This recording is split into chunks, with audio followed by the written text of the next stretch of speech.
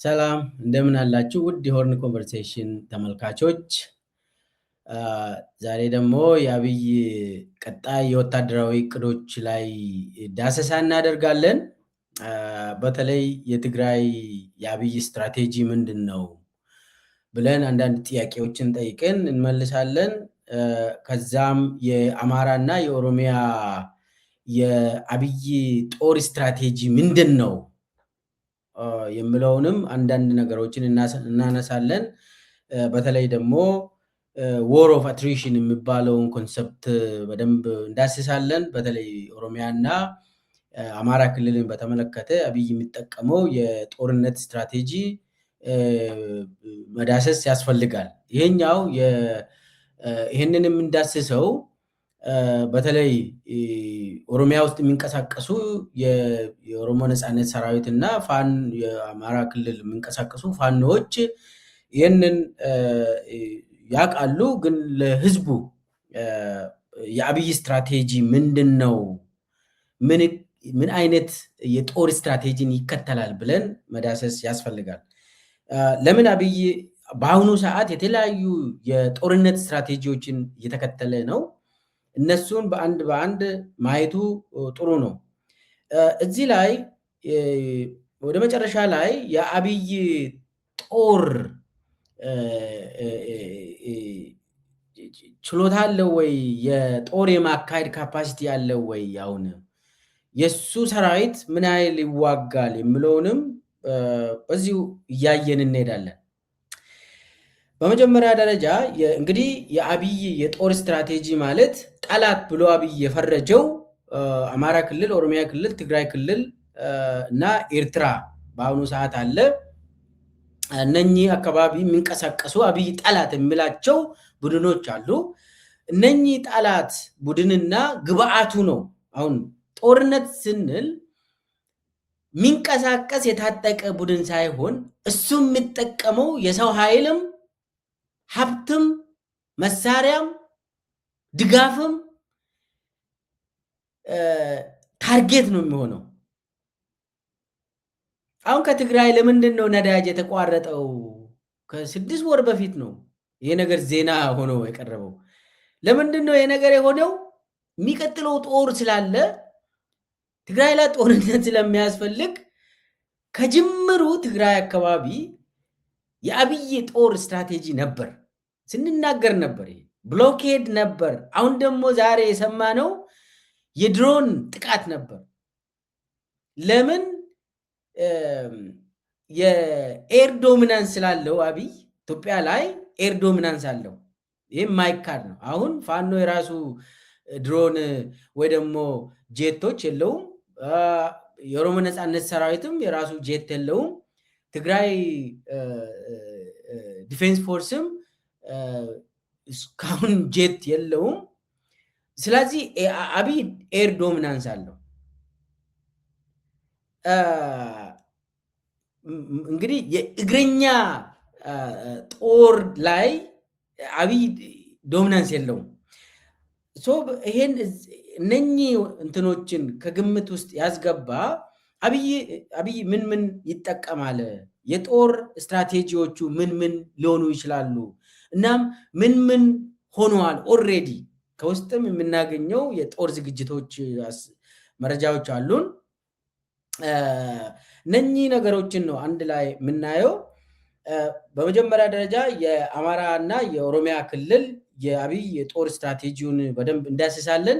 ከዛ ቀጥሎ የትግራይን ለምሳሌ ያክል ዛሬ የተካሄደው የድሮን ጥቃት አለ። ከዛ ጋር ተያይዞ ዝግጅቶች አሉ። ምን አይነት የጦር ስልቶችን ይጠቀማል አብይ ስትራቴጂ፣ በታክቲካል ሌቨል፣ በኦፕሬሽናል ሌቨል ምን ይጠቀማል የሚለውንም አንድ ላይ እናያለን። ከዛ ባለፈ ማህበረሰቡ ውስጥ ምን አይነት እርምጃዎችን ይወስዳል አብይ፣ የፋኖ እና የኦኤልኤ የቲዲኤፍ ደጋፊዎች አካባቢ ምን ያደርጋል አብይ። ይሄ ኦልሬዲ የተነደፈ እቅዶች አሉ። እነሱን በመዳደስ እንዳስሳለን። መጨረሻ ላይ የአብይ የጦር የማካሄድ አቅሙን እንዳስሳለን። አቅም አለው ወይስ ምን አቅም አለው፣ ምን አቅሞችስ የለውም የሚለውን እናያለን። እስከ መጨረሻ ድረስ ተከታተሉኝ እያልኩኝ ቻናሉን ሰብስክራይብ አድርጉ፣ ላይክ፣ ሼር፣ ኮሜንት አድርጉ። በዚህ እንቀጥላለን። መጀመሪያ ላይ እንግዲህ የአማራና የኦሮሚያ የአብይ የጦር ስትራቴጂን እንመልከት። ለምን አብይ አሁን አማራና ኦሮሚያን የጦር ስትራቴጂውን እቅዶቹን በታክቲካል ሌቭልም በኦፕሬሽናል ሌቭልም በስትራቴጂክ ሌቭልም ተመሳሳይ ነገር እየተጠቀመ ነው። በዚህ ሰዓት ያው ፋኖን ከጽምዶ ጋር አያይዞ ይናገራል። እሱ የማስቀየሻ ነው። ይሄ ዲስጋይስ ለማድረግ ነው። ፋኖ አቅም የለውም ራሱን የቻለ አይደለም ለማለት ነው እንደዛ የምለው። ነገርየው እንደዛ አይደለም። አሁን ቆቦ ላይ ባለፈው አብይ ሰራዊት ተመተው ብዙ ሰዎች እንደተማረኩ ይታወቃል። ከዛ ብርሃኑ ጁላ ብቻ ነው ወጥቶ ጽምዶ ነው የመታኝ ምናምን ብለው ያወራው። ነገር ግን ቲዲኤፍም ምንም አላለም። አብይም ገፍቶ ብዙም አላወራም። ነገር ግን እዛ አካባቢ አብይ ሰዎችም እንደሚሉት ቲዲኤፍ እና ፋኖ ጆይንት ኦፕሬሽን ነው ያካሄዱት የሚል ነው። ፋኖ ግን እኔ ራሴ ነኝ ይህንን የጨረስኩት የሚል ነው። ብቻኛ ከምን አንጻር ነው ከምን አንግል ነው የምናየው? አብይ ኤክስተርናላይዝ ያደርጋል የኦሮሚያውንም የአማራ ክልሉንም እንትን ኤክስተርናላይዝ ያደርጋል። አቅም የላቸውም የሚል መልእክት ለማስተላለፍ ነው እንደዚህ የሚያደርገው። ስለዚህ አሁን አብይ አማራ ክልል ላይ ኦሮሚያ ክልል ላይ የጦር ስትራቴጂው ዎር ኦፍ አትሪሽን የሚባል እየተጠቀመ ነው። ዎር ኦፍ አትሪሽን የሚባለው እንግዲህ ሁለት አይነት ጦርነት ነው የሚካሄደው። አንዱ ማኑቨር ነው፣ የፖዚሽኒንግ አድርገ ጠላትን እጅ ማሰጠት ነው። ሌላኛው ዎር ኦፍ አትሪሽን ነው። ዎር ኦፍ አትሪሽን ማለት እንግዲህ ጦርነቱን ፕሮሎንግ በማድረግ ጊዜ እንዲወስድ በማድረግ ለረጅም ጊዜ ጦርነቶችን በማካሄድ አንደኛ የማዳከም ህዝቡንም የማዳከም ያ ሰራዊትን ማዳከም፣ ሀብቱን ዲፕሊት ማድረግ፣ የሚጠቀመውን መሳሪያ እንዲጨርስ ማድረግ፣ የሰው ኃይል እንዲያልቅ ማድረግ፣ ከዛ ሪሶርሶችም ህዝቡ ራሱ በቃን ከዚህ በኋላ እንደው በቃን ብሎ ሰው እንትን እንድል ቀፈፈን በቃ ጦርነት እንደው ብሎ ሰው ሰለቸን ጦርነት እንድል ማድረግ። ከዛ በኋላ የጠላት የሚባለው ሰራዊት ሞራሉ ወድቆ ከዛ ጦርነቱን አሸነፍኩ ብሎ ለማወጅ የሚጠቀሙት ዎር ኦፍ አትሪሽን የሚባል የጦር ስልት አለ እና ዎር ኦፍ አትሪሽን የሚባለውን አብይ እየተጠቀመ ነው። ዎር ኦፍ አትሪሽን ያው እንትን ፖለቲካል ሳይንስ ወይ ደግሞ የጦርነት ትምህርት የወሰዳችሁ ሰዎች ታውቃላችሁ። እና የዎር ኦፍ አትሪሽን የሚባለው በአብዛኛው ጊዜ የማዳከም ስራ ነው። የማዳከም ብዙ ጊዜ ማለት ብዙ አመታት እንዲወስድ በማድረግ እንዲሰለች፣ በተለይ ደግሞ the will of the people የሚባለው የዛ ጦርነት ደጋፊ የሚባለው ህዝብ ሰለቸን እንድል፣ ሞት ሰለቸን፣ ጦርነት ሰለቸን እንድል በማድረግ ለምሳሌ አሁን እንግዲህ አማራና ኦሮሚያ ላይ አብይ የሚጠቀመው ትግራይ ላይም ተጠቅመዋል። በነገራችን ላይ ዎር ኦፍ አትሪሽንን የመጀመሪያው ጦር ትግራይ ላይ ሲያካሂድ በነበረበት ጊዜ ዎር ኦፍ አትሪሽንን ስትራቴጂ ተጠቅመዋል አብይ። እና ዎር ኦፍ አትሪሽን ማለት ጊዜውን እንዲወስድ በማድረግ የጠላት ወታደሮች አንደኛ እንዲዳከሙ ማድረግ፣ እንዲያልቁ ማድረግ፣ መሳሪያ እንዲጨርሱ በማድረግ ሞራላቸው እንዲወድቅ በማድረግ ከዛ ህዝቡ ራሱ በቃን እኛ ሰለቸን፣ ሪሶርስ የለንም፣ ጨረሳችሁብን ምናምን ብሎ ህዝቡ እንትን እንድል ጦርነትን አንደግፍም በቃ ብለው የመንግስት ደጋፊ እንዲሆን የማድረግ ነው ዎር ኦፍ አትሪሽን የሚባለው። አሁን እነ አብይ ለዚህ እንደሚሆን አማራ ክልልና ኦሮሚያ ክልል ላይ ሚሊሻ እንዲዋጋ እያደረጉ ነው። ፖሊሶች እንዲዋጉ እያደረጉ ነው። ሂማን ዌቭ የሚባል ነገር ይጠቀማሉ። ሂማን ዌቭ ማለት ሚሊሻ የጦር ስልት ማቆም ሚሊሻ፣ ስልጠና የሌለው ሚሊሻ አንድ ክላሽና አንድ መጋዘን ሰጥተ ሂድና ፋኖን ተዋጋ፣ ሂድና የኦሮሞ ነጻነት ሰራዊትን ተዋጋ ብለ ሚሊሻ ማለት እኮ አባቶቻችን ናቸው። ልጆች አላቸው፣ ቤተሰብ የሚያስተዳድሩ ናቸው ሚሊሻዎች። ፖሊሶችም ተመሳሳይ ጦርነትን ለማካሄድ የተዘጋጀ ኃይል አይደለም ሚሊሻ ፖሊስም። እና አብይ ምን እያደረገ ነው? አሁን ትናንትና አማራ ክልል ላይ አረጋ ከበደና ተመስገን ጥሩነህ ሰብስቦ 30ኛ ዓመት የሚሊሻ መቋቋሚያ ምናምን ቀን እናከብራለን ብለው ባህር ዳር ላይ ሲጨፍሩ ነበር። የሚሊሻ 30ኛ ዓመት ምናምን ብለው እንትኑ ግልጽ ነው። ሚሊሻ የሀገር ሉዓላዊነት የሚጠብቅ ኃይል ነው ምናምን ያለ መፈክር ይዞ ሲወጣ፣ ሲጀመር ሚሊሻ ስልጠና የሌለው ሚሊሻ ምንም ዋጋ የለው፣ ለጦር አይመችም። በነገራችን ላይ ሚሊሻ ግን ለምንድን ነው የሚጠቀሙት? ዎር ኦፍ አትሪሽን የሚባለውን እንደ ማስ አትሪሽን የሚባለውን ነው የሚያደርጉት። ማስ አትሪሽን ማለት ሰውን የፋኖን ጥይት ለመጨረስ፣ የኦሮሞ ነጻነት ሰራዊትን ጥይት ለመጨረስ ምንም የማያውቁ ገበሬዎችን ያሰልፋል።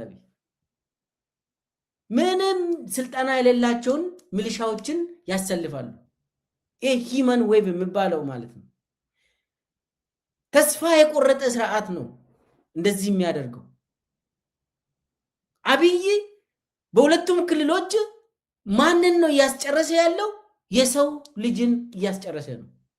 ምንም ስልጠና የሌለውን እያስጨረሰ ነው። አሁን በአማራ ክልል በተወሰነ ደረጃ ሚሊሻው ራሱ አይ የሚል አዝማሚያዎች ነበሩ። ለዛ መከላከያው ራሱ ገብቶ እንዲጋፈጥ ተደርጎ መከላከያውም እጅ ይሰጣል። ኦሮሚያ ክልል በአብዛኛው ሚሊሻን ነው የሚጠቀሙት። አሁን ሚሊሻው ደግሞ እየረገፈ ነው። ዎር ኦፍ አትሪሽን ማለት እንደዚህ ሰውን ዝም ብለ የሰው ልጅን እንደ እንጨት ተጠቅመ እንዲቃጠሉልህ ታደርጋለህ። ዋናው ለማሸነፍ ሳይሆን ጦርነቱን ጊዜ የመግዣ ነው የምታደርገው፣ ሰው እንዲዳከም። ለአብይ እንደሆነ በዚህኛውም ሚሊሻ ከሞተ በዛኛውም ፋኖ ከሞተ እኩል ነው። አብይ ተሳክቶለታል። በዚህኛውም የአማራ ሚሊሻ ከሞተ አብይ ተሳክቶለታል። በዛኛውም የፋኖ አባል ከሞተ አብይ ተሳክቶለታል። ኦሮሚያ ክልልም ተመሳሳይ ነው። በዚህኛውም የኦሮሚያ ሚሊሻ ከሞተ ለአብይ እሰየው ነው። በዛኛው የኦሮሞ ሰራዊት አባል ከሞተ ተመሳሳይ ነገር ነው። ደስታ ነው የሚሰጠው ለአብይ። ዎር ኦፍ አትሪሽን ነው። እየተዳከመ ነው፣ ሁሉም ህዝቡ እየተዳከመ ነው። ስለዚህ የአብይ ጦር ስትራቴጂ በሁለቱም ክልሎች ዎር ስትራቴጂ እንትኑ ዎር ኦፍ አትሪሽን ሆኗል። አሁን ግልጽ በሆነ ቋንቋ ይሄ የእንትኑን የማዳከም ስራ ጊዜ በመውሰድ ህዝቡ እንዲሰለች ማድረግ፣ በቃን እንድል ማድረግ፣ የማሸነፍ ስልት ሳይሆን እንግዲህ መጨረሻ ላይ ያዳከምክ እንደዚህ የሆነ የነሱ የጠላት ያልከው የሰው ኃይልም ያዳከምክ፣ በተለይ ደግሞ የመሳሪያ አቅሙን ማዳከሚያ ነው። አሁን አብይ የሰው ልጅን በአንድ ጥይት እንትን እያደረገ ነው። ስለዚህ አሁን አማጺ ቡድን ጥይቱን ሴቭ ለማድረግ ምን ማድረግ እንዳለበት እሱ ነው የሚያውቀው። ግን ደግሞ አሁን ይሄ ዎር ኦፍ አትሪሽን የሚባለው ጊዜ መግዣ ስለሆነ አብይን አሸናፊ አያደርግም። የሰው ልጅ ያልቃሉ። አዎ በዚህኛ በተለይ ደግሞ አብይ ያሰለፈው የሰው ዌቭ ሂመን ዌቭ እያለቀ አብይ ጊዜ መግዣ አድርጎታል። አሁን ኦሮሚያ ውስጥ ሚሊሻ አለ። ይሄ ጋቸነ ስርና የሚባል ደግሞ ምንም የማያውቁ እናቶች ልጆች ምናምን በቃ ዝም ብሎ 17 ዓመት በላይ የሆኑ ሰዎች ጋቸነ ስርና ብለው የስርዓቱ ጠባቂ ማለት ነው። ጋቸነ ስርና እንግዲህ ብለው በአዋጅ በጨፌ ኦሮሚያ አዋጅ አውጥተው ህዝብን ማስ የሆነ እንትን ሂዱና ሸኔን ተዋጉ ብሎ ወደ ጫካ ሽመል ይዞ ዱላ ምናምን ይዞ ጫካ ውስጥ ሸኔን እንፈልጋለን እያሉ ይሄዳሉ። አስቡት፣ በሽመል በዱላ ሸኔን ፈልጉ ጫካ ውስጥ ተብሎ በዱላ የኦሮሞ ነፃነት ሰራዊትን አብይ እንትን ያደርግ። ለምንድን ነው እንደዚህ የሚያደርገው አብይ? እንግዲህ የኦሮሞ ነፃነት ሰራዊትን ፍለጋ ጫካ ከገባ ሽመል ይዘ ዱላ ይዘ ምን እንደሚጠብቅ ታውቃለህ? አሁን የሀገር ሽማግሌዎችን እናቶችን በጋቸነ ስርና ያዋቀረውን ወደ ጫካ ግቡ ይላል አብይ። ግቡና አሰሳ አድርጉ ጫካ ውስጥ ይላል። ከዛ የኦሮሞ ነፃነት ሰራዊት የታጠቀው እሳት ነው። ስለዚህ እሳትን ይተኩሳል ማለት ነው።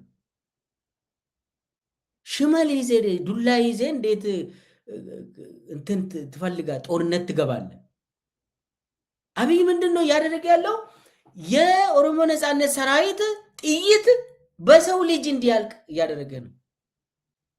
በሰው ልጅ በሰላማዊ ሰዎች ጋቸነ ስርና ብሎ አብይ ያዋቀረው የሰው ኃይል እንዳለ ሂመን ዌቭ ጫካ ግቡና እለቁ። በቃ የነሱ እንትን የነሱ ጦር እንዲያልቅ ጥይት እንዲያልቅ አድርጉ።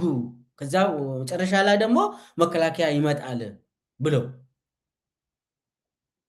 እና ዎር ኦፍ አትሪሽን በጣም የአብይ ደግሞ መሰሪነቱ መጀመሪያ የሚያሰልፈው እንደው እናቶችን ዱላ ይዛችሁ ሂዱና ፋኖን ፈልጉ ስትል ምን ማለት ነው? ምን እንዲያደርጉ ነው? እምቢ ካሉ ደግሞ ይገላል እኮ። በነገራችን ላይ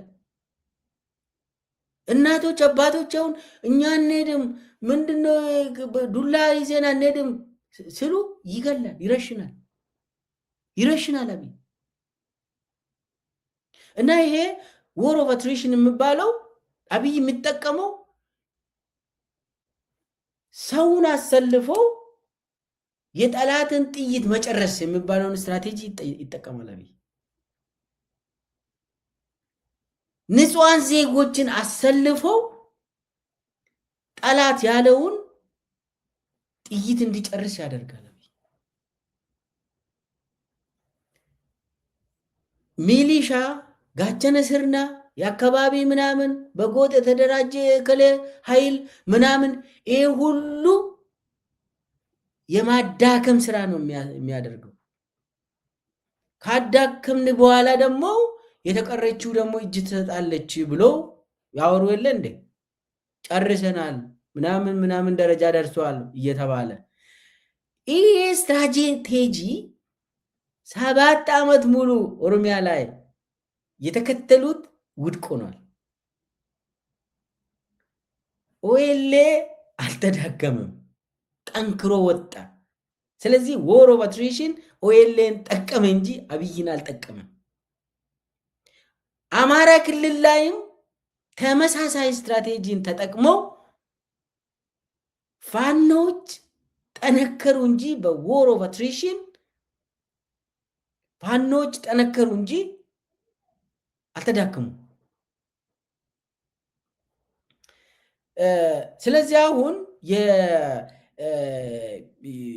የሚሊሻን ይጠቀም፣ ፌዴራል ፖሊስን ይጠቀም፣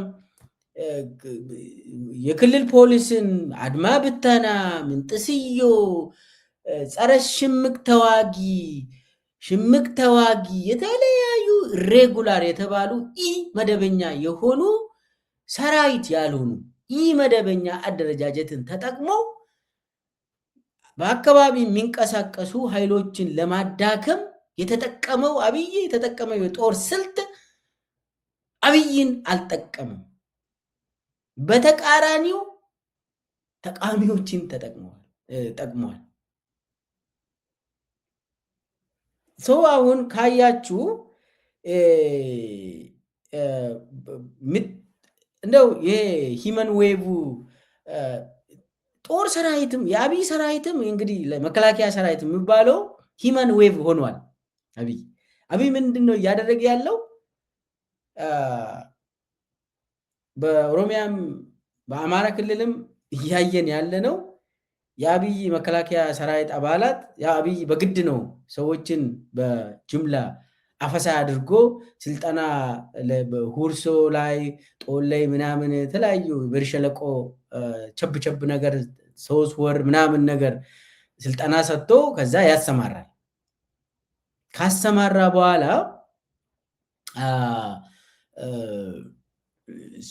የሱ ወታደሮች እጅ ይሰጣሉ ወዲያው፣ ብዙም አይዋጉ።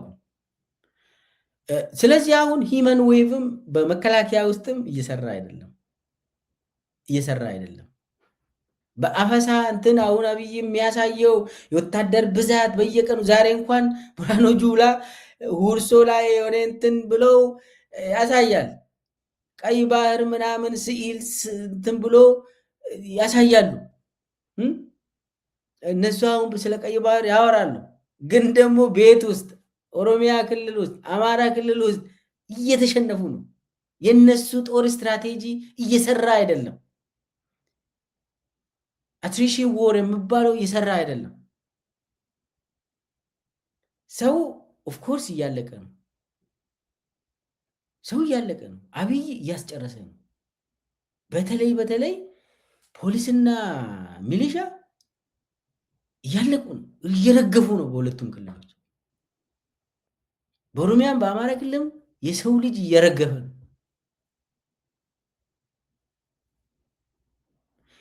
ሚሊሻ ማለት እንግዲህ የልጆች አባት ነው፣ ቤተሰብ ያለው ነው። ፖሊስም ተመሳሳይ ነው። እነኚህ ለውጊያ አይደለም የተፈጠሩት። ሚሊሻና ፖሊስ ጥቃቅን ወንጀሎችን ለመከላከል ነው፣ ከፍርድ ቤት ጋር ለመስራት ነው የተዋቀሩት እንጂ ውጊያ ለማካሄድ አይደለም። እነኚህን የልጆች አባት የቤተሰብ አባት ወደ ጫካ ወስዶ እንዲያልቁ እያደረገ ያሁን የሚሊሻ ልጆችን ማን ነው የሚያሳድገው?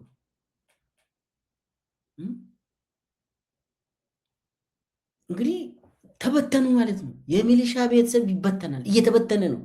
በአማራ ክልልም የምንሰማው ዜና ይሰቀጥጣል። በኦሮሚያ ክልል የምትሰሙት ዜና ይሰቀጥጣል። እነኚህ ሚሊሻዎችን አስጨርሶ አብይ ቤታቸው ተበትኑ፣ ልጆቻቸው ተበትኑ። ነገሩ አብይ እኮ አገሪቷንም እየበተነ ስለሆነ ምንም እንትን የለውም፣ አይሰማው። ቤት ተበተነ፣ ልጆች በዝንብ ተበሉ፣ የሱ ጉዳይ አይደለም፣ እሱ እንትን አይደለም። ሰው በተለይ የሚሊሻ ታችኛው እርከን ላይ ያለው ሚሊሻ ፖሊስ መዋቅር በኢመደበኛ የሆኑ ጸረ ምናምን ጸረ ሽምቅ ተዋጊ የተባለ የሚዋቀር ምንም አይነት ስልጠና የሌለው የቤተሰብ መሪ የሆኑ የልጆች አባቶች ጫካ ሂዶ እንዲያልቁ በማድረግ ዝም ብሎ የአብይ ጠላት ያለው እንትኑን ጥይት እንዲጨርስ እያደረገ ነው። ይሄ ዎር ኦፍ አትሪሽን ይባላል። ዎር ኦፍ አትሪሽን ብዙም በአጠቃላይ ደግሞ እየጠቀመው አይደለም፣ አብይን እየጠቀመው አይደለም። ነገር ግን በዚህ ተቃራኒ ተጠቃሚው አማጺ ቡድኑ ወይ ደግሞ ፋኖና ኦኤልኤ ተጠቃሚ የሆኑበት እርግጠኛ ሆነን መናገር እንችላለን። በየአመቱ ጉልበታቸው እየፈረጠመ የጠመንጃ ብዛት የያዙት ኳሊቲው የያዙት በየጊዜው የጨመረ ከየት ነው የሚያገኙት? ከመንግስት ራሱ ነው የሚወስዱት። ከመንግስት ራሱ ነው አብይ ይሰጣል ይሉ እና በዛ ደረጃ የአብይ ጦር ስትራቴጂው በአማራ ክልል ላይም በኦሮሚያ ክልል ላይም እየሰራለት አይደለም። በተቃራኒው ተቃዋሚዎች እንትኑን እየተጠቀሙ ነው፣ ዎር ኦፍ አትሪሽንን ለማለት ነው። የትግራይ ክልል ለማሳጠር ይሄ ትንሽ ስለ አማራ አንድ ነገር ልናገር። ወደ ትግራይ ሳልሄድ ክተት የሚባለው አዋጅ ባለፈው የተደረገው አንዱ የዎር ኦፍ አትሪሽን ስትራቴጂ ነው። ክተት ማለት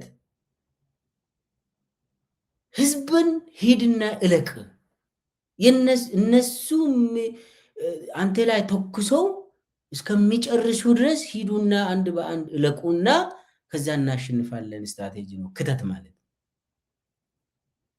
አገኘው ተሻገር የሚባል የአብይ አሽከር አማራ ክልል ላይ ፕሬዝዳንት በነበረበት ጊዜ ክተት የሚባል አዋጅ አውጥቶ አማራ ህዝብን አስጨርሷል። አማራ ህዝብ ያለቀበት የክተት ጥሪ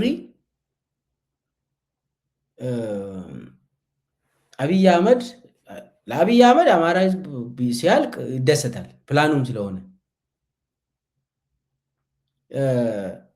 በክተት ጥሪ ህዝብ ረግፏል፣ ሰው አልቋል። ስንት ሰው ነው ያለቀ? ሪፖርት የለም። በክተት ምክንያት ስንት ህዝብ አለቀ? ማን ነው የሚጠይቀው? ማንም አልጠየቀም። ማን ነው የሚጠየቀው? ለዚህ ተጠያቂነት አለ? የለም። አገኘው ተሻገር ተጠየቀ፣ ተሾመ፣ የአብይ ፌዴሬሽን ምክር ቤት አፈጉባኤ ሆኖ። ይሄ ዎር ኦፍ አትሪሽን ስትራቴጂው አካል የሆነው ክተትን ለአብይ አወጀ። የአማራ ህዝብ ለአብይ ጦር ማገዶ እንዲሆን ተደርጎ ህዝቡ አልቋል። ያኔ ግን ተጠያቂነት የለም። ሰው አንዱ ስትራቴጂው ሁሉም ቦታ በተለይ ኦሮሚያና አማራ ክልል የሚጠቀመው የአብይ የጦር ስልት ዎር ኦፍ አትሪሽን ነው። ዎር ኦፍ አትሪሽን አሁን ሚሊሻ ዋጋ የለውም።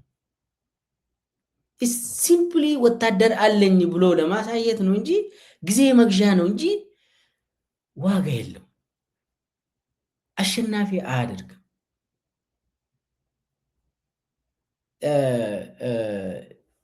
የአብይ የጦር ሰራዊትም እንግዲህ መከላከያ ሰራዊትም ከሚሊሻ የተለየ አይደለም፣ ምንም የተለየ አይደለም። እሱንም አንድ በአንድ እናያለን በኋላ። አሁን የትግራይን እንመልከት።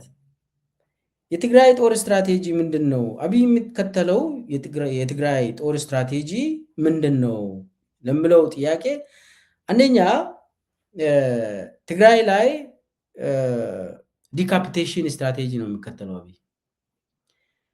ዲካፒቴሽን ስትራቴጂ ማለት ያነጣጠረ ግድያዎችን ይፈጽማል አብይ። ለዛም ተዘጋጅቷል፣ ያንን ያደርጋል። ይሄ ዲካፒቴሽን የሚባለው የታወቀ የጦርነት ስልት ነው።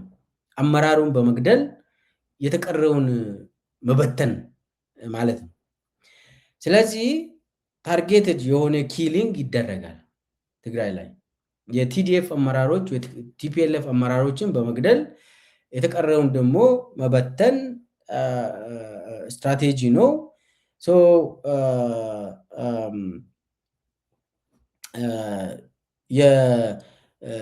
የዎር ኦፍ አትሪሽን የመጀመሪያው የትግራይ ጦርነት ላይ ተጠቅሟል። ሂውማን ዌቭን ተጠቅሟል እዛ ላይ። ግን ደግሞ አብይ ከዛም ተጠቃሚ አልሆነ፣ አሸናፊም አልሆነ። አብይ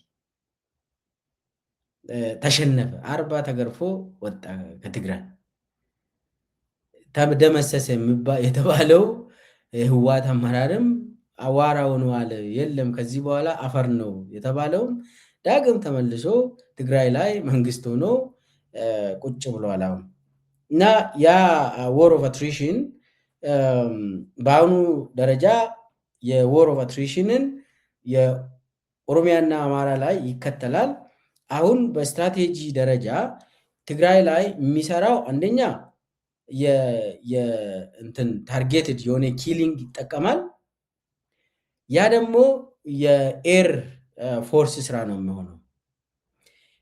ስለዚህ የአየር ጥቃት ነው ትግራይ ላይ የሚጠበቀው፣ በሰፊው የአየር ጥቃት ነው እንጂ የትግራይ ላይ አማራ ክልል ላይም ኦሮሚያ ክልል ላይም የአየር ጥቃቶች ይኖራሉ።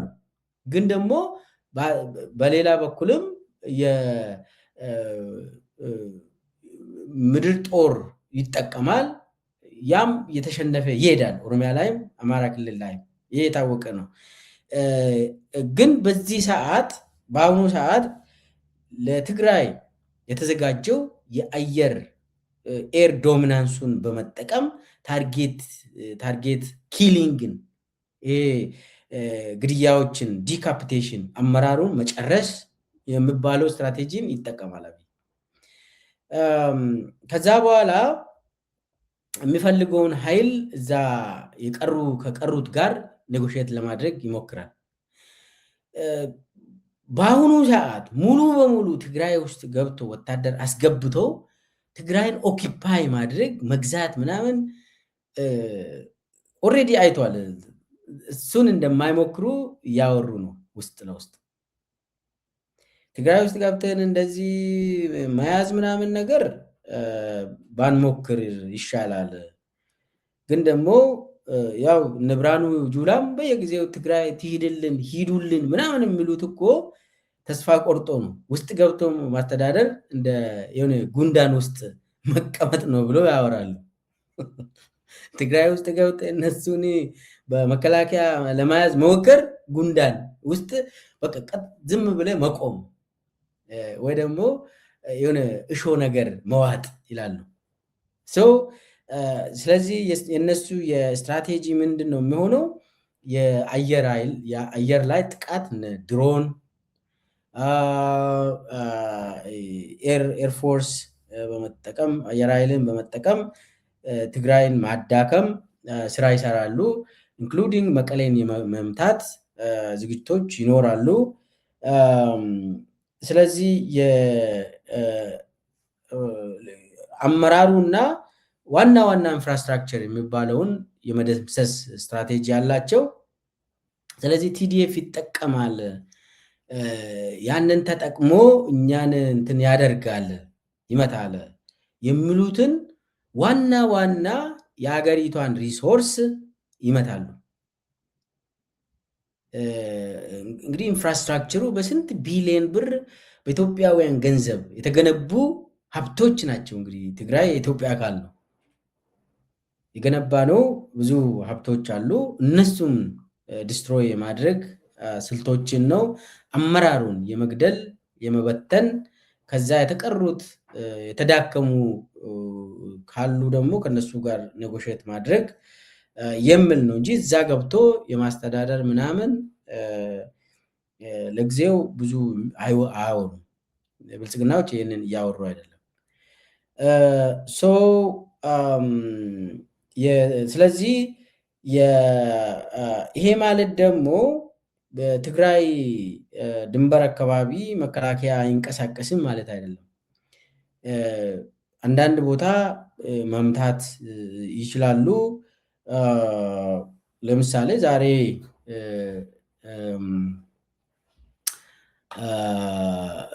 እንትን በድሮን አንዳንድ ቦታ መጥተዋል። ትግራይ ውስጥ የትግራይ ክልል መንግስትም መግለጫ አውጥቷል።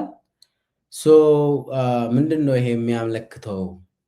የትግራይ ጦርነት ከትግራይ ጋር ጦርነት ተጀምሯል ምናምን እየተባለ ነው። ትግራይ ጦርነትማ ቆየ እኮ ከተጀመረ። ሰው እኮ ዝም ብሎ በቃ ቦምብ ሲወረወር ጦርነት ተጀመረ ይላል እንጂ ቆይቷል። ትግራይ ጦርነት ከተጀመረ ሁለተኛ ዙሩ ፕሪቶሪያ ቆሻሻ ውስጥ ከወረወረ በኋላ አብይ እኔ ፕሪቶሪያ ስምምነትን አላቅም። የፕሪቶሪያ ስምምነትን ሳይሆን ጌታቸው ረዳን ነው የማውቀው፣ ጻድቃንን ነው የማውቀው ብለው ከዛ በኋላ ትግራይን የማስከበብ ስራ ሰራ። ብሎኬድ ውስጥ አስገባ። ይሄ ብሎኬድ እኮ በጣም የታወቀ የጦር ስትራቴጂ ነው። ዓለም ላይ ይህን እንደ የአናኮንዳ ፕላን የሚባለው የጦር ፕላን አለ። አናኮንዳ ማለት እንደ መክበብ ከበ እጅ ማሰጠት የሚባለው የታወቀ ዓለም ላይ በየቦታ ይተገበራል። ብሎኬድ እና የጦርነት ስልት ነው። አንዱ በጣም ስትራቴጂው ጠላት የምትለውን በመክበብ ሀብት እንዲገባ እንዲወጣ በመከልከል እንዳይገባ በመከልከል ከዛ እዛ ውስጥ የሚገኙ የጠላት የምትለው ኃይል እንዲዳከም በኢኮኖሚም በጦርም በሳይኮሎጂም በውስጣቸው ተዳክሞ እርስ በርስ እዛው እንዲባሉ በማድረግ እንዲከፋፈሉ በማድረግ ጠላት የምትለውን ከዛ በኋላ የማሸነፍ ስትራቴጂ ይህ ብሎኬድ የሚባለው ቆየ። ስለዚህ ትግራይ ላይ ጦርነት ከታወጀ ቆየ፣ ዛሬ አይደለም። ዛሬ የሚደረገው ልዩ ስትራቴጂ ከላይ ድሮኖችን በመላክ መምታት ምናምን ነገር አየን። ምንድነው እያሉ ያሉት አሁን? አይ እኛ እኮ ድሮን በድሮን የመታ ነው የሆነ የቲዲኤፍ ኃይል ወደ ሱዳን የተንቀሳቀሰ እነሱን ነው የመታ ነው፣ በሽራሮ አካባቢ ነው የመታ ነው ምናምን እያሉ ያወራሉ። እዚህ ላይ መጠንቀቅ ያስፈልጋል። ወደ ሱዳን የሚሄደውን ብቻ ነው የመታ ነው እንጂ ትግራይ ውስጥማ ራሱን እየሰለጠነ እሱን አነካም የሚል መልእክት ያለው ወሬ ከብልጽግና እየሰማን ነው። ውሸት ነው። ወደ ሱዳን እየተንቀሳቀሰ ያለው አንድ ዩኒት ነበር እና እነሱን ትንሽ በተን ነው እንጂ እኛ ምንም አላደረግንም። ያ ምንድን ነው? አንደኛ ችግር ያለበት ትግራይ ህዝብ ነው፣ የትግራይ ቲዲኤፍ ነው እያሉ ነው። እሱን አርጊመንት ከተቀበልክ ስህተት የሰራው ማን ነው? የትግራይ ኃይል ነው ማለት ነው። አሁን የትግራይ ኃይል ወደ ሱዳን እየሄደ ነው ወይ ምናምን የሚባለው የምናውቀው ታሪክ የለም። ወደ ሱዳንም ለምንድን ነው የሚሄደው? ሱዳን ያለው ራሱ ወደ ኢትዮጵያ ይገባል እንጂ ትግራይ ውስጥ ያለው ወታደር ከትግራይ ወጥቶ ሱዳን የሚሄድ አይመስለኝም። ምንድን ነው የሚሰራ ሱዳን ሄደው?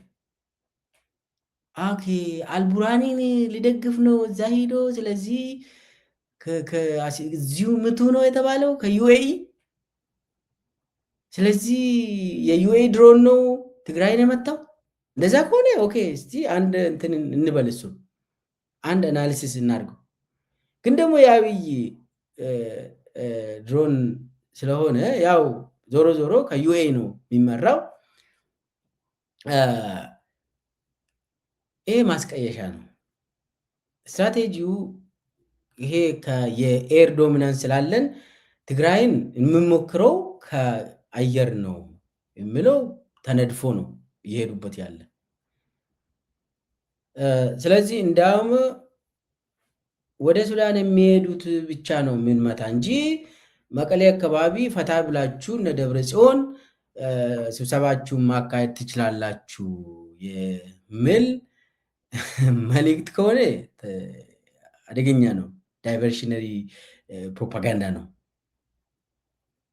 አንዱ በነገራችን ላይ ጦርነት ትልቁ ክንፉ የፕሮፓጋንዳ የኢንፎርሜሽን ጦርነት ነው። ሚስሊድ የማድረግ ፓብሊክን እና ጦር የጠላት ጦርን ዳይቨርት የማድረግ ማኒፑሌት የማድረግ ችሎታ ካለ አሸናፊነት ታገኛለህ።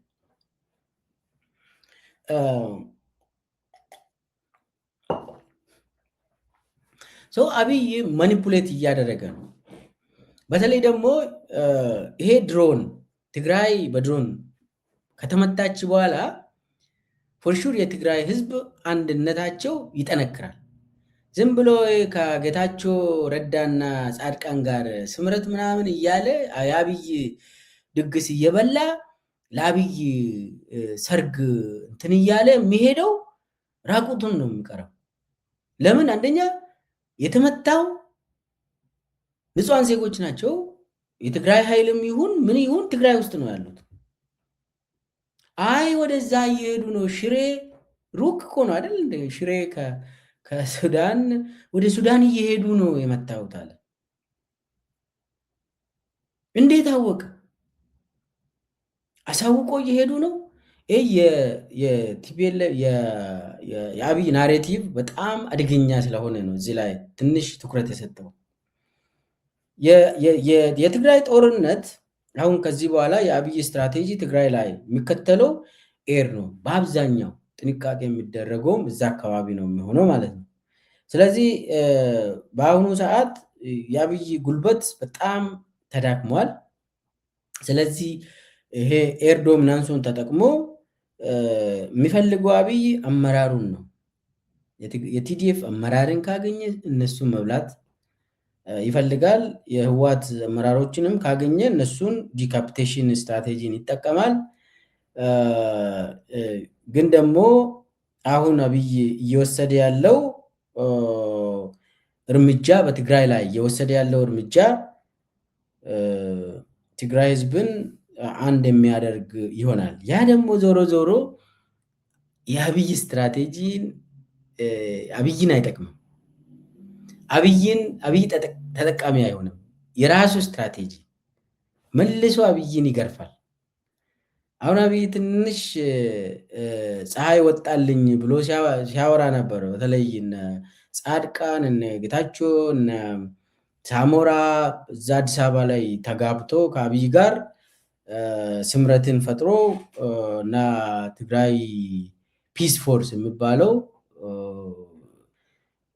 እንትን አስታጥቀው እንሰራለን ብሎ የሚሄዱት አሁን ይሄኛው እንደዚህ አይነት ዝም ብለህ ከላይ ስትመጣ ብዙ ለአብይ የሚጠቅም አይመስለኝም። ዞሮ ዞሮ ግን ዲካፕቴትም ካደረገ የቲፒኤልኤፍ አመራርም ከጨረሰ የቲዲኤፍ አመራርም ከገደለ አብይ አሸናፊ ይሆናል ወይ ብላችሁ ከጠየቃችሁ ነው ወይ ወደ አሸናፊነት አይወስድም። ይሄም እንደገና አመራር ያገኛሉ። ይሄ የዓለም ኤክስፒሪየንስ ነው። የትም ቦታ ዲካፕቴሽን ስትራቴጂ ጊዜ ሊሰጥ ይችላል። ለተወሰነ ጊዜ መግዣ ታደርጋለህ።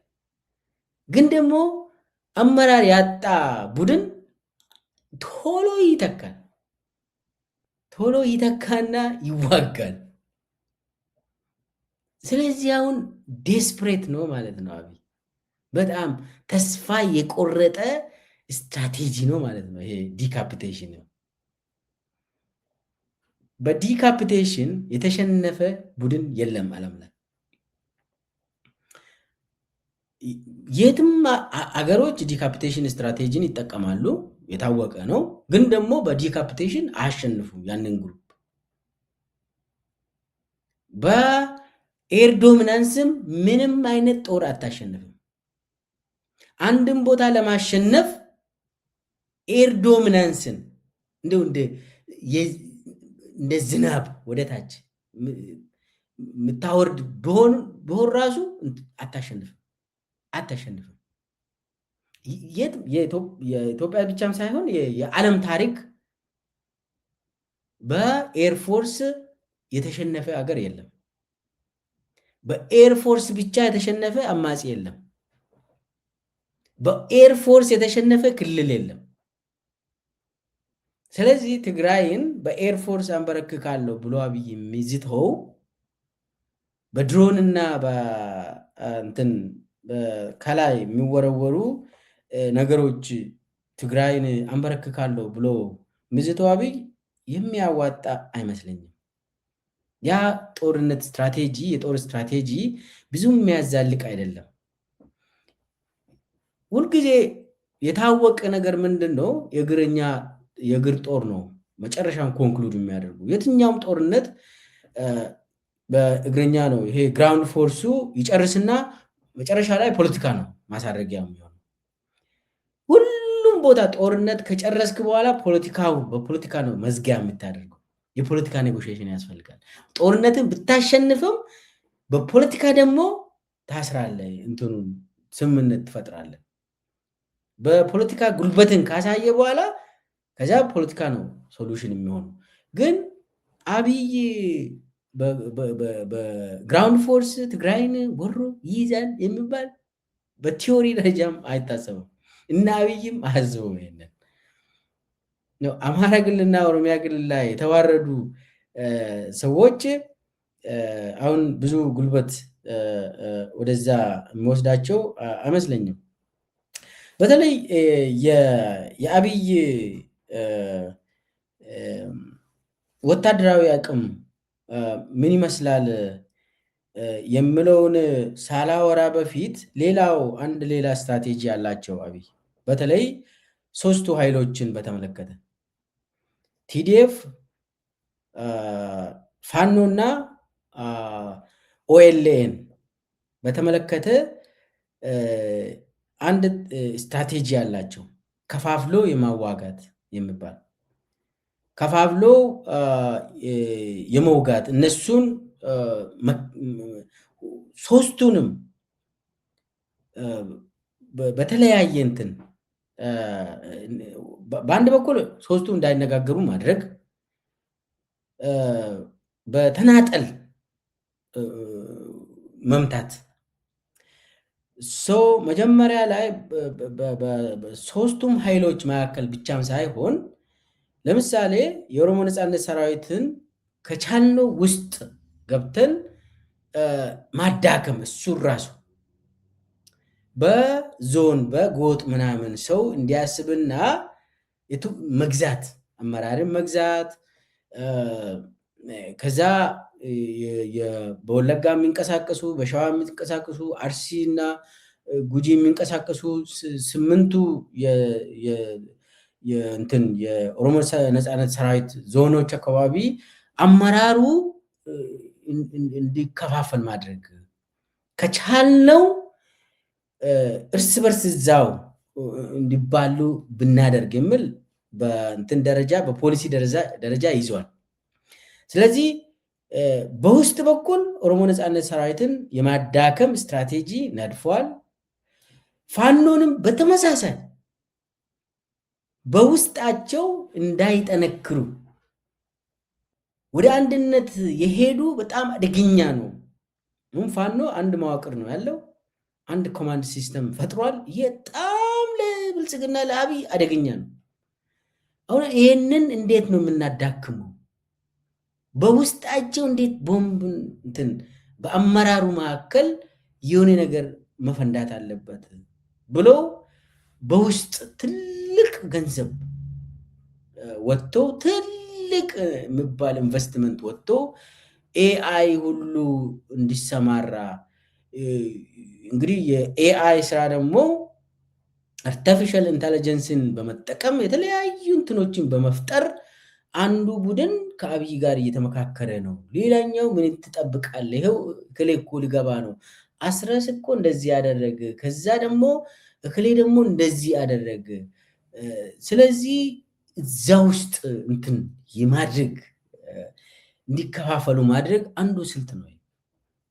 አንዱ ስልት ሲሪየስሊ በተለይ ለመከላከያ ኢንተለጀንስ ይሄ በብሔራዊ ደህንነት በኢንሳ በኩል በአርቲፊሻል ኢንተለጀንስ ይሄ ነገር እንዲሰራ ታዟል። በኦሮሞ ነፃነት ሰራዊት ውስጥ ከውስጡ እንዲፈርስ፣ ፋኖም ከውስጡ እንዲፈርስ፣ ቲዲኤፍ ከውስጡ እንዲዳከም አሁን ትግራይ ፒስ ፎርስ አለ ወጥቷል። ህዋት ራሱ ውስጡ እንዲዳከም አሁንም ብዙ ይቀረናል ብሎ የሄዱበት ነው። በውስጣቸው ቲዲኤፍን ማዳከም ያስፈልጋል። እዛ ጀነራሎቹ የተቀሩ አዲስ አበባ የገቡ አሉ። በነገራችን ላይ ከህወሓት ከቲዲኤፍ ብዙ ጀነራሎች ገብተዋል አዲስ አበባ። ይህም ማይካድ ሀቅ ነው። ቀድሞ ህወሓት አመራሮች ብዙ አዲስ አበባ ለአብይ እጅ የሰጡ አሉ። እንግዲህ ገንዘብ ያላቸው ከዚህም በፊት ገንዘብ የነበራቸው ሀብት ያላቸው ሀብታቸውን ለመጠበቅ ከህዝብና ከሀብት ምን ትመርጣለህ ሲባል ሀብቱን የመረጠ ብዙ አመራሮች አሉ። እኔ የህወሓት ደጋፊ አይደለሁም፣ ግን ደግሞ ህወሓት ውስጥ የሚደረገው ነገር እየተናገርኩ የትግራይ ህዝብ መብቱን በተመለከተ እኔ የትግራይ ህዝብ መብቱን በተመለከተ ይደግፋለሁ። ትግራይ የሚወስደው ህዝቡ የሚወስደው እርምጃ ትክክል ነው ብለው ህዝቡ የወሰደውን እርምጃ እንደግፋለን። አማራ ህዝብ የሚወስደውን እርምጃ እንደግፋለን። እንደ ህዝብ የሚያደርጉት ከዛ ልዩነቶች ይኖራሉ ፎርሹር። ከዛ እንደ አንድ ኢትዮጵያዊ ደግሞ መነጋገር ችሎታ አለን፣ እንነጋገራለን፣ ችግር የለውም። ዋናው ነገር አንድ ጭራቅ አለ። ያ ጭራቅ አብይ አህመድ የሚባል ጭራቅ አለ። እሱ ህዝብን ከፋፍለው የሚገዛ ሰውዬ ስርዓቱ የብልጽግና ስርዓት በጣም አስከፊ አይተን የማናቀው ህዝብን በሁሉም ከፋፍለው እስከ ቤተሰብ ድረስ የሚከፋፍል ሰውዬ እስከ ቤተሰብ አገርን ብቻ አይደለም እኮ ቤተሰብን የሚከፋፍል ሰውዬ እኮ ነው። እኔ ምን አይነት እንደው ጭንቅላቱ የያዘው ሰይጣን ደም የሚጠጣ ሰይጣን አገሪቷን ያዘ እና እሱ ላይ ሰውየውን የማንሳት ጉዳይ ላይ ካልተስማማ መቼም አትስማማ ብትለያይም። ሰው ምን ለማለት ነው? የትግራይን በተመለከተ እና አማራም ኦሮሚያን በውስጡ የማፍረስ ጉዳይ እንደ ጦር ስልት የተጠቀመ ነው። አብይ የጦር ስልት ነው በውስጡ ይውላችሁ። አሁን ኦሮሞ ነፃነት ሰራዊትን መከፋፈል ሲሞክሩ ህዝቡንም አንድ ላይ ነው የሚከፋፍሉት። ፋኖውን ለመከፋፈል ሲሞክሩ የህዝብን ማንነት ወስዶ ነው የሚከፋፍሉት። የሸዋን፣ የጎንደርን፣ የወሎን፣ የጎጃምን እንትን ወስዶ ነው ያንን ነው የሚጠቀሙት። ስለዚህ አብይ ፋኖን ብቻ አይደለም ለመከፋፈል የሚሄዱ ህዝብንም ከፋፍሎ የመስበር ጉዳይ። ይህንን በግልጽ እየሰሩበት ነው። በግልጽ ይሄ የአንድ የጦርነት ስትራቴጂ ነው። ለምን መሰላችሁ? አሁን የተሰማው በተለይ ሶስቱ የታጠቁ የኦሮሞ፣ የአማራ፣ የትግራይ የታጠቀ ኃይል ከተስማማ ኦፊሻሊ ከተስማማ አብይ አንድ ቀን አዲስ አበባ አያድርም። ይሄ የታወቀ ነገር ነው። ያ እንዳይከሰት ይኸውላችሁ ፋኖ ኦኤልኤና ቲዲኤፍ ከተስማሙ ህዝብም አንድ ላይ የመስራት ፍላጎቱ ይጨምራል።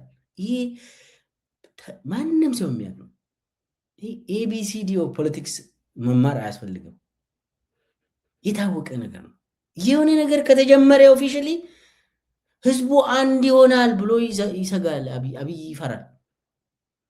ህዝቡ መነጋገር ይጀምራል፣ ያልቅልኛል ይላል። ይህ እንዳይከሰት ደግሞ ትግራይን በውስጡ ገብተን ማፍረስ ይላል። አማራውንም ማፍረስ፣ ኦሮሞውንም ማፍረስ ይላል። ይህን የታጠቁ ኃይሎች ብቻ ሳይሆን ህዝብን እንደ ህዝብ የማፍረስ የጦር ስልት አድርጎ እየተጠቀመ ነው። ሰው ከፋፍሎ ምናምን የሚባለው ዝም ብሎ በፌስቡክ ላይ የምታዩት ብቻ አይደለም። እሱ የፓብሊክ ኦፒኒየንን ሼፕ ለማድረግ ነው። ግን በተጨባጭ ከፋፍለው መበተን። አሁን ኦሮሚያ ላይ ለመከተል እያሰቡ ያሉት የኦሮሞ ነፃነት ሰራዊትን በአባገዳዎች፣ በባለሀብቶች፣ በሀደ ሲቄዎች፣ በተለያዩ እንግዲህ የሀገር ሽማግሌዎች ምናምን ግቡ ብለው ማስገባት ምናምን የሚባል ነገር፣ ማስረገም የሚባል ነገር፣ ይህንን ለመከተል አሁንም ስንት ዙር ነው ይሄ ነገር የሚከሰቱ? 10 ምናምን ዙር ሊሆን ነው። በየጊዜው አንዴ አርሲ ውስጥ፣ አንዴ ወለጋ ውስጥ፣ አንዴ የሆነ ቦታ ሽማግሌዎችን ይዞ አብይ ሂዱና እርገሙ ይላል። አባገዳዎች ሂዶ ግቡ ብለናል፣ ግቡ፣ እኔ ሀደ ሲቄ ነኝ፣ ግቡ ብያለሁ፣ ግቡ፣ እንደዛ ያሉ ያስረግማሉ። አብይ እኮ ነው እንደዚህ የሚያስረግሙ። አባገዳን ይጠቀማል፣ ሃይማኖት አባቶችን ይጠቀማል፣ ቤተክርስቲያንን ያፈርሳል፣ ይጠቀማል፣ ጳጳሶችን እንደዚህ ያደርጋል፣ ፓስተሮችን አደባባይ ላይ ያዘፍናል፣ ውስታሶችን ይጠቀማል፣ ሁሉንም ይጠቀማል ለስልጣኑ ብሎ እና አሁን ኦሮሚያ ላይ ተመሳሳይ ነው። ደግሞ በየጊዜው ሽማግሌዎችን ይልካል። ሽማግሌ አይደለም የመጨረሻው ንግግር የነበረው ዳሬ ሰላም ታንዛኒያ ላይ ነበር። ሰላም ይመጣል ብለው የኦሮሞ ነፃነት ሰራዊት መሪው ራሱ ከጫካ ወጥተው አስቡ፣ እውነት ሰላም ይመጣል ከአብይ ጋር ብሎ አምነው ከጫካ ከኦሮሚያ ወጥተው አብይ የሚቆጣጠረውን አየር ኃይል ውስጥ አቋርጦ እንግዲህ በቀይ እንትን ቀይ መስቀል ፕሌን ነው እንግዲህ የሄደው ዳሬ ሰላም ታንዛኒያ ሂዶ የሰማው ምንድን ነው? አንደኛ ገንዘብ ውሰድና ግባ አዲስ አበባ፣ ቪላው ትወስዳለህ፣ ቪኤት አለ፣ በሚሊዮን ገንዘብ ይፈስልሃል። ከዚያ ደግሞ ከኛ ጋር ከተመቸ አማራን እንውጋለን፣ ሰሜኑን ኃይል ጭራቆችን እንዋጋለን አለው። ኧረ እኔ ጫካ የገባሁት ወዳጄ ለኦሮሞ ሕዝብ መብት ነው ብለው በመጣበት ተመለሰ። ጃልመሮ እኔ ጫካ የገባሁት የኢትዮጵያ ወንድም እህት ሕዝብን ለመዋጋት ሳይሆን የኦሮሞ መብት ተጥሷል ብዬ ነው ጫካ የገባሁት። የፖለቲካ ጥያቄ ስላለን ነው። ሰላም የምታመጣ ከሆነ በዚህ ላይ እንደራደር አለው። አይ አናደርግም፣ ገንዘብ በልተ አዲስ አበባ ትገባለህ፣ ካልሆነ ደግሞ ንካ አለው። እንዳውም ብዙ ሴራዎች ነበር፣ እዛው ለማስገደል ሁሉ ተሞክሮ ነበር። ግን እግዚአብሔር ረድቶት ልጁ ተመለሰ ወደ ኦሮሚያ በስንት መከራ። እኔ አሁን ጃልመሮም ቢሆን አላደርግም። እንዴት ከጫካ ከቤት አብይን አምነ ትሄዳለህ? አትሄድም። በፍጹም አታደርግም። አሁን ተምሯል። ሰላም ይመጣል ብሎ እስከዛ ድረስ መስዋዕት ከፍለው ሄዶ ግን ማነው ሰላምን አንፈልግም ያለው? አብይ አህመድ ነው። ስለዚህ የኦሮሞ ነፃነት ሰራዊት ወደ ታንዛኒያ የሄዱበት ጊዜ ደግሞ ሌላ ሸፍጥ ሰርቶ ሸዋ አካባቢ የሚንቀሳቀስ የጃልሰኝ ሰራዊት ነበር። ምንድን ነው ያሉት? ጃልሰኝን ይኸው መሩ እኮ እየተደራደረ ነው፣ ብቻውን እየተደራደረ ነው። አንተ ዝም ብለህ እዚህ ጫካ ውስጥ ትቀራለህ፣ አፈርና አንተ ብለው በራሳቸው እንትን ብለው ጃልሰኝ እንዲገባ አደረጉ። ያ እንግዲህ ያ ሆነ። እነ ጃልሰኝም ገቡ፣ እሱና የእሱ ምክትል። ከዛ አንድ ሰው ሹመት አገኙ። የተቀሩት ታሰሩ፣ ተገደሉ። ሌላው ወደ ጫካ ተመለሰ።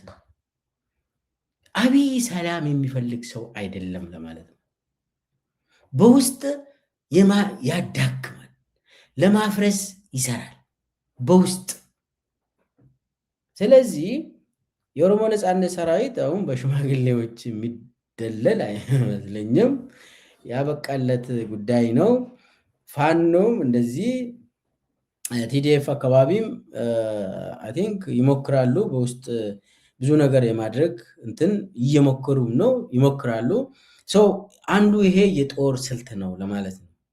የጦር ስልቱ ኃይሎችን አንድ ሶስቱ ኃይሎች እንዳይነጋገሩ ማድረግ፣ ሁለት ለየብቻው ደግሞ በውስጣቸው ልዩነቶች እንዲፈጠሩ እርስ በርስ እዛው እንዲዋጉ እንዲዳከሙ የማድረግ ስልቶች በሰፊው በትልቅ ገንዘብ በቴክኖሎጂ የተደገፈ ያንን እንደ ጦር ስልት ወስዶ የሄዱበት ነው። ግን አጠቃላይ የአብይ ሰራዊት እንትንስ ምን ይመስላል? የአብይ ሰራዊት ብቃት አለው ወይ ምን ይመስላል የሚለውንም መመለስ አለብን። እንግዲህ ይህንን የጦር ስልት አውጥቶ እየተገበረ ነው። የአብይ የጦርነት ብቃቱ ምን ይመስላል የሚለው ጥያቄ ሁልጊዜ የምናየው እንግዲህ አብይ አገርን ይዟል። የአገርን ኢኮኖሚ እሱ ነው የሚቆጣጠረው። ህዝብንም በግድም ወደ ጦር መልምሎ የሚያስገባ አብይ ነው። ዓለም አቀፍ ዲፕሎማሲ ይሰራል። ሙሉ ሙሉ የሰው ኃይልን እንደፈለገ የማሰለፍ እንትን አለው።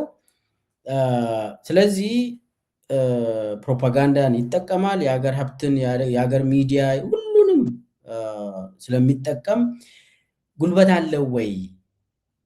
አብይ ጉልበት አለው ወይ ለምለው ጥያቄ መልሱ የመጨረሻ ተዳክሟል ነው።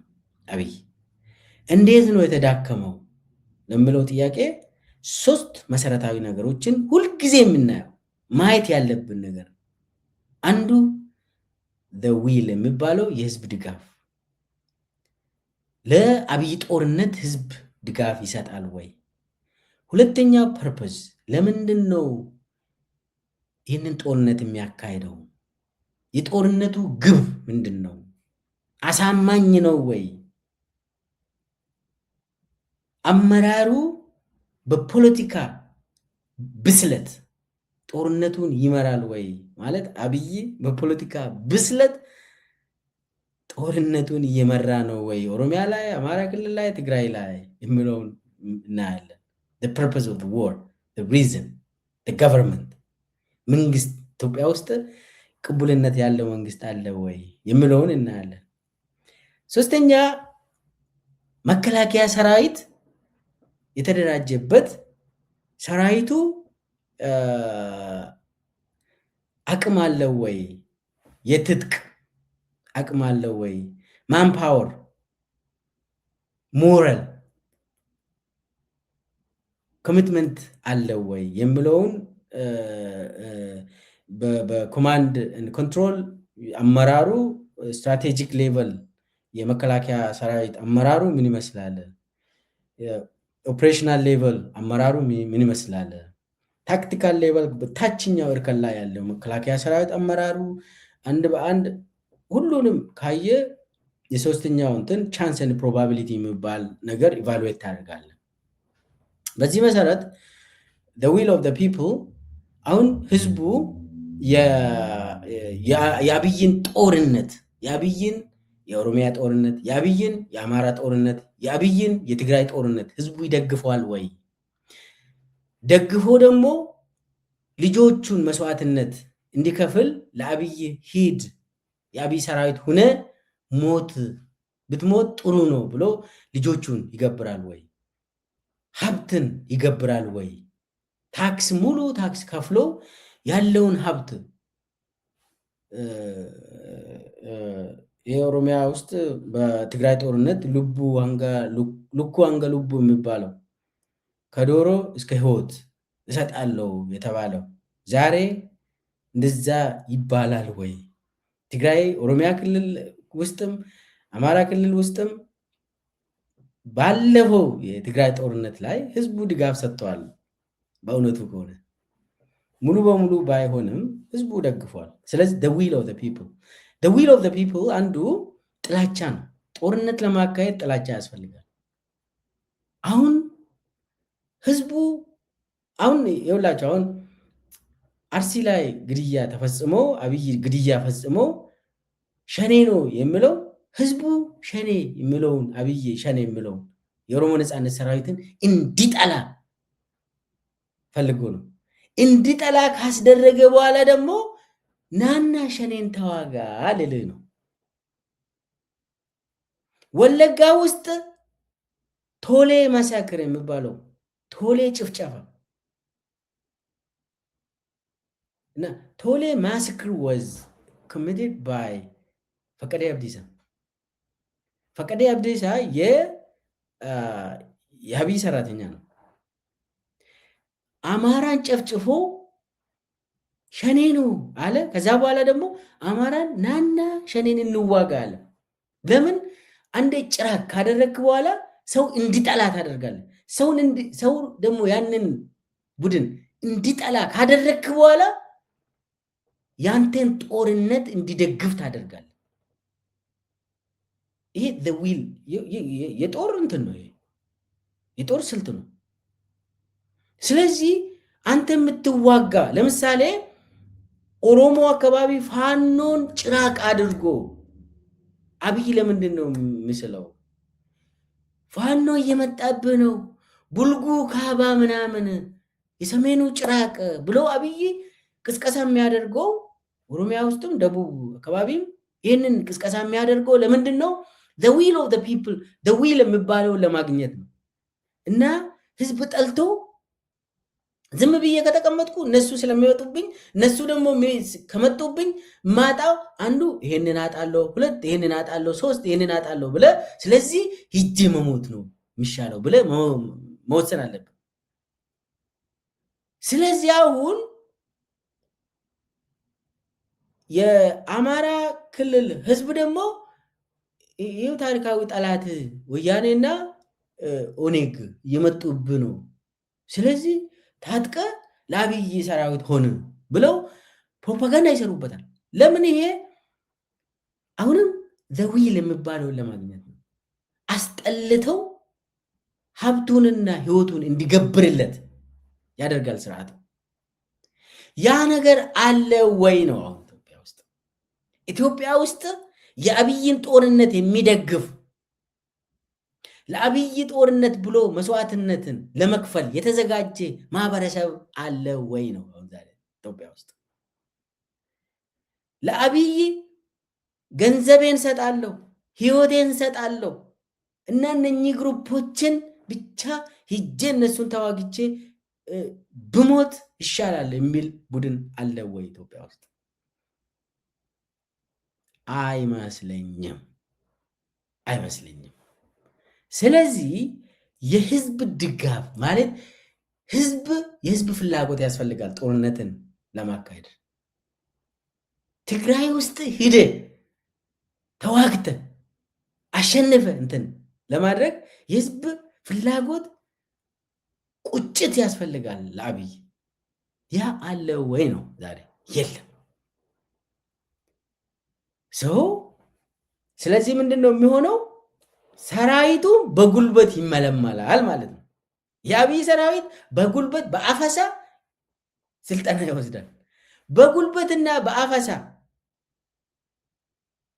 የተሰበሰበው ከኦሮሚያ፣ ከደቡብ፣ ከተለያየ ከአማራ ትንሽ ስልጠና ወስዶ ቸብ ነገር የ3 ወር ስልጠና ምናምን ተሰጥቶት የሚሰማራ ወታደር ምንድን ነው የሚሆነው?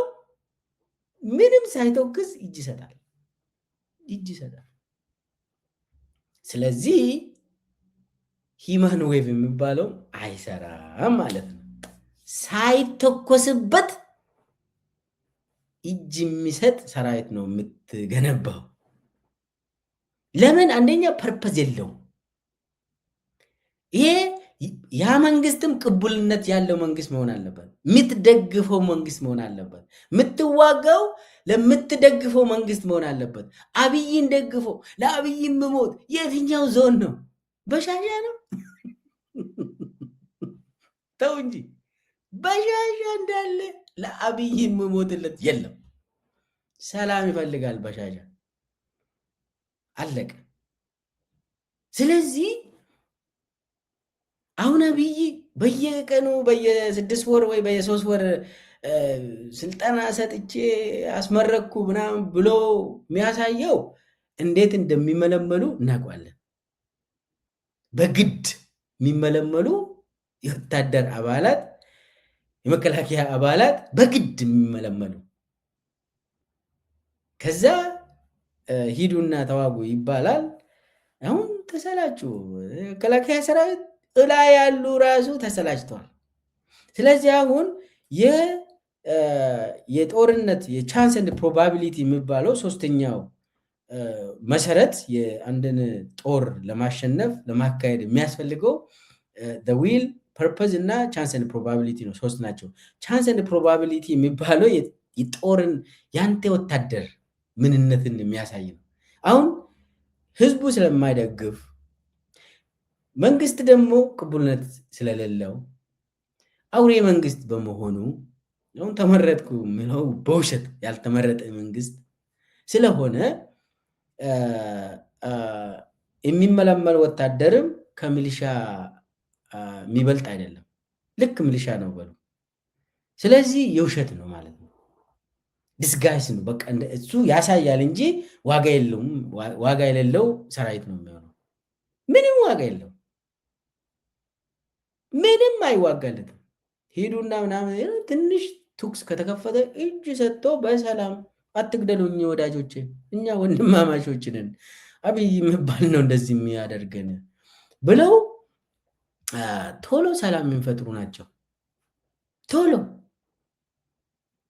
ስለዚህ የአብይ ሰራዊት ምንም ዋጋ የለውም። ከላይ ደግሞ የመከላከያ ሰራዊት አመራሩን ካያችሁ በሙስና የተጨማለቀ ሌባ ተሰብስቦ ከላይ ያሉ የመከላከያ ማኔጅመንት ከብርሃኑ ጁላ ጀምሮ እንዳለ ኮንትሮባንዲስቶች አዲስ አበባ ላይ ፎቅ ለመስራት የሚሽቀዳደሙ ጀነራሎች ናቸው። እና ታችኛው ላይ ያሉ የመከላከያ ሰራዊት አባላትና አመራሮች ታችኛ ላይ ወደ ላይ አይቶ ምንድነው እነሱ እኮ እንደዚህ ሀብታም ሆኑ፣ እኛ ደግሞ ደሞዝ እንኳን አናገኝም፣ ደሞዝ በቃ አናገኝም እያሉ ታችኛው ላይ ያሉ የመከላከያ ሰራዊት አንደኛ በጉልበት ሰልጥነው የተሰማሩ ናቸው። ሁለተኛ ደሞዝ እንኳን በአግባቡ አገኙም። ሶስተኛ ሲሞቱ እንኳን ለቤተሰባቸው አይነገርም። አራተኛ ሰሞኑን አሁን መከላከያ ሰራዊት አባላት የተመቱ የቆሰሉ አካላቸው የጎደለ መብታቸውን ሲጠይቁ ታሰሩ እንዳሉ እና መከላከያ ሰራዊት ምርር ብሎታል። ታችኛው በተለይ ደግሞ ከስርዓቱ ተጠቃሚ ያልሆነ መከላከያ ሰራዊት ምርር ብሎታል። እና ምን አይነት መከላከያ ሰራዊት ነው አብይ ያለው ከተባለ ዋጋ የሌለው መከላከያ ሰራዊት ነው በአሁኑ ሰዓት ያለው። ያሰለፈው ብዛት ቢኖረውም ለዎር ኦፍ አትሪሽን አይጠቅመውም። እንደው የጠላትን ጥይት አስጨርሳለሁ ብሎ እንኳን ቢያሰልፍ ለዛ የሚሆኑ አይደለም። ቶሎ እጅ ስለሚሰጡ ፋኖች ብዙ ሳይተኩሱ ጠመንጃቸውን ያገኛሉ፣ ጥይት ያገኛሉ። እነዚህ ልጆቹን ደግሞ አንከባክቦ ወደ ቤታችሁ ነው የምትገቡት፣ አዎ መሄድ ትፈልጋለች፣ አዎ ሂዱ እያለ በኦሮሚያ ክልልም ኦሮሞ ነፃነት ሰራዊት ተመሳሳይ ጠመንጃቸውን ወስደው ወደ ቤት ትገባላችሁ፣ አዎ ሂዱና ግቡ። ቲዲኤፍም እንደዚህ ሲያደርግ ነበር። ይቀጥላል ማለት ነው ይሄ ነገር። ምንድን ነው የሆነ ያለው? ውር ኦፍ አትሪሽንም መከላከያ በብዛት ብታሰልፍም አይጠቅምህም ማለት ነው። ክሳራ ነው ማለት ነው ለአብይ። በፖለቲካ ደረጃ ምን ፖለቲካ ግቡ ምንድን ነው? ህዝብን ማሳመን ይችላል አብይ? ይሄ ጦርነት መቼ ነው የሚቆመው ብሎ ለህዝብ ይናገራል ወይ? የለም የለም። ስለዚህ የአብይ ሰራዊት ምንም ዋጋ የለውም ማለት ነው። አንደኛ የህዝብ ድጋፍ የሚባለው የህዝብ ፍላጎት የሚባለው የለም ለዚህ ጦርነት የአብይ ድጋፍ። ሁለተኛ ከላይ የፖለቲካ ጎል የለውም። ፐርፐዙ ምንድን ነው? አመራሩ የፖለቲካ ስትራቴጂ የሚሰጠው ዩኤኢ ነው። እስካሁን ኢትዮጵያን የምትመራ ኢትዮጵያ ቅኝ ግዛት ስር ነች። ኢትዮጵያ ሀገር ቅኝ የተገዛች ነው። አብይ እነሱን ወክሎ ነው የሚገዛ እና የፐርፐዙ ራሱ አይነግረንም። አብይ ለ7 ዓመት ለምንድን ነው ጦርነት የምታካሂደው አብይ ብትሉት አቅም እሱ ራሱ ለምንድን ነው ኦሮሚያን የወረድከው? ለምንድን ነው ትግራይን አሁንም በቀጣይነት ለምንድን ነው የምትዋጋ ብትሉት አብይ ራሱ ቆስቲ ያለቃ ሊጠይቅ ይላል። መሐመድ ቤን ዚያድን ሊጠይቅ ይፈልጋል። እና ከዛ አልፎም የመከላከያ ከላይ አመራሩ እስከታች ያለው ምንም ፋይዳ የሌለው ስለሆነ የመከላከያ ሰራዊት ብቃት የለም። ስለዚህ በአጠቃላይ የምናየው የአብይ ጦር ወታደራዊ ስትራቴጂው የወደቀ ነው። አሁን ምንድን ነው እያሉ ያሉት? በተለይ ትግራይን በተመለከተ ትግራይ ውስጥ ገብቴን መዋጋት አንችልም። እዛ ከገባ ነው ያው የታወቀ ነገር ነው የሚደርስብን። ሰው እንዳለ በገፍ በሚሊየን እንትን እጅ ይሰጣል። ሁሉም መከላከያ ትግራይ የሚገባው እጅ ይሰጣል። አይተናል ከዚህም በፊትም። ስለዚህ እዛም ካልገባ ነው ከላይ ስንመታ የትግራይ ኃይል ቀጥታ ከትግራይ ውጪ ይዋጋል። ስለዚህ በጣም አደጋ ውስጥ ነን የሚል አንዳንድ ፍራቻዎች አሉ። አሁን አንድ ጊዜ የሚወራ በምዕራብ ኢትዮጵያ ጦርነት ሊጀመር ይችላል። ህዋቶች አንድ ትልቅ ጦር አርሚ ሱዳን ውስጥ አላቸው። ስለዚህ እነሱ በቤንሻንጉል ጉሙዝ በኩል አስገብተው በዛ በኩል ጦርነት ሊከፈት ይችላል የሚል በጣም ብልጽግና ውስጥ በየቀኑ የሚወራ ነገር አለ። እኔ እርግጠኛ አይደለሁም ይሄ ነገር ህዋት አለው ይህንን ነገር አላውቅም። ብቻ ግን እነሱ ምሉት ጦርነቱ እኛ ከላይ ትግራይ መምታት አለብን፣ ኢንፍራስትራክቸሩን ዚሮ እናደርገዋለን፣ ይሄ አይቀርም። ግን ደግሞ የትግራይ ኃይሎች እኛ በማንጠብቀው መንገድና ሰዓት ሊመቱን ከሌሎቹ ጋር አንድ ሆኖ ሊመቱን ይችላሉ የሚል ፍራቻ አለ። ሊያደርጉ ይችላሉ አይታወቅም። አሁን በተለይ ሶስቱ ኃይሎች የኦሮሚያ፣ የአማራ እና የትግራይ ኃይሎች የሆነ ምክር ቤት ከፈጠሩ በጣም እሱ ሲሪየስ ነው። ለአብይ ሰራዊት በጣም ሙሉ ሙሉ ትጥቁን የሚፈታበት እንትን ነው የሚሆነው፣ ቀን ነው የሚሆነው። በቃ አቅሙ ዚሮ ይሆናል ወዲያው ነው። ሲጀመር የአብይ ሰራዊት ሞራል የለውም። ለማን ነው የሚዋጋ? አገርን እያፈረሰ ላለው ሰውዬ ነው የሚዋጋ። ኦሮሚያን ለመጨፍጨፍ፣ አማራን ለመጨፍጨፍ፣ ትግራይን ለመጨፍጨፍ ነው የሚዋጋ። መከላከያ ሰራዊት አሁን በግድ ወደ ማሰልጠኛ የገባ ከዛ በኋላ ወደ ስምሪት የገቡ መከላከያ ሰራዊት አባላት ኤቭሪቲንግ አውቆታል። ስለዚህ አንድ ይሄ ነገር ከሆነ በቃ መከላከያ ባለበት እጅ መስጠት ይጀምራል። ያው እያደረገም ነው። ሚሊሻ ድሮም የማዋጋት ፍላጎት የለውም። ያው አብይ ነው ዝም ብሎ ያስጨርሳል፣ ጥይት እንዲጨርሱ ያደርጋል። ያው ስለዚህ ጥይትን መጨረስ አያስፈልግም፣ ሚሊሻንም መግደል አያስፈልግም። ዋናው ነገር የስትራቴጂክ ስራዎችን መስራት ነው፣ መኑቨር ስራዎችን መስራት ነው እንጂ የአብይ የዎር ኦፍ አትሪሽንን ማክሸፍ የሚቻልበት መንገዶች አሉ፣ ወታደራዊ ስልቶች አሉ።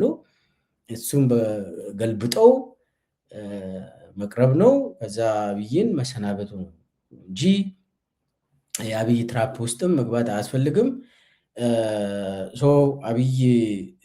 የአብይ የጦር እቅዶችና ስትራቴጂዎች የወደቁ መሆኑን ሁሉም ሰው የሚያውቅ ነው። አሁን ፈርቶ አሁን ሰሞኑን አማራ ክልልና ኦሮሚያ ክልል ውስጥ የተደረገውን ፈርቶ ከዛ በኋላ ደግሞ አንድ ካውንስል ይፈጠራል የተባለውን ፈርቶ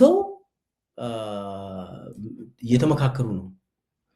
የምርጫ ጉዳይ ኦልሬዲ እሱን አጀንዳ አያረጉትም። ባይዘው ከዚህ በኋላ ዝም ብሎ የፕሮፓጋንዳ ነው እንጂ ምርጫ ምናምን ጨርሷል። አሁን ጅጅጋ ላይ የተሰበሰቡት የክልል አመራሮች፣ ከንቲቦች ሙሉ ሙሉ እየተወያዩ ነው። ምንድን ነው የሚወያዩት? በተለይ ፋኖና ሸኔ አንዶኑ የሚል ነው። ከዛ ቲዲኤፍ ይጨመርበታል። ስለዚህ ጦርነት ሊጀምር ነው። የጦርነት በአዲስ መልክ አሁን አማራና ኦሮሚያ ላይ ያየ ነው። በጣም አስፈሪ ነው የሚል ግምገማዎች አሉ። በኦሮሚያ ተገምግሟል። ከየት ነው የመጡት እነኚህ የኦሮሞ ነጻነት ሰራዊት ተብሎ ብዙ አመራሮች ታስሯል። እንዴት ነው እንደዚህ ያደረጉት? የት ነበራችሁ? በሚል አብይ በንዴት አስሯል። ብዙ የወረዳ የዞን አመራሮች፣ የፖሊስ አመራሮችን አስሯል። ፖሊስ ምን ያገባው ስለ ኦሮሞ ነጻነት ሰራዊት? መከላከያን አያስርም እንዴ ከፈለገ አብይ? እና ብቻ ምን ለማለት ነው፣ በጣም ፈርቷል። በጣም ፈርቷል። አይ የሉም ጨርሰናል ያልነው ቡድን ከየት መጥቶ ነው ምርጫውን እንደዚህ ያደረጉብን ብለው ገምግሟል። በዚህ ፍራቻ አሁን ጅጅጋ ገብቷል። ጅጅጋ ሙሉ ሙሉ አመራሮቹ የኢትዮጵያ እንግዲህ ከትግራይ ውጭ ያሉ የብልጽግናና የመንግስት አመራሮች ሙሉ ሙሉ ጅጅጋ ገብቷል። ጅጅጋ ገብቶ እነ አረጋ ከበደ ሳይቀሩ የብልጽግና አመራሮች ሽመልስ አብዲሳ ሁሉም ከደቡብ ከሁሉም ትግራይ ብቻ ነው ያልሄደ። አይ ቲንክ ጌታቸው ረዳ ሄዷል ነው የተባለ እና እንግዲህ ትግራይን ወክሎ ነው ይመስልኛል የሚሄደው። እዛ የሚወያዩት እንግዲህ የፍራቻቸው ነው። አዲስ ጦርነት ሊከፈትብን ነው የሚል ነው። አዲስ ጦርነት እንግዲህ የተናበበ ጦርነት ማለት ነው። ኦልሬዲ ጦርነት አለ፣ የተናበበ ጦርነት ሊከፈት ነው የሚል ፍራቻ ነው እንትን የሚወያዩት። ያው ጅጅጋ የመረጡት ደግሞ አዲስ አበባ ያው አንዳንዴ መረጃው እንዳይወጣ ከፈለጉ እዛም ይወጣል፣ እንዲያውም ቶሎ ይወጣል እዛ እና እሱን መረጃዎችን አጠናክረን የምንመለስበት ይሆናል። በዚሁ ብዙ ሰዓት ስለወሰድኩባችሁ ይቅርታ ጠይቃለሁ። ለዛሬ ያስኩት ፕሮግራም በዚሁ ጨርሳለሁ።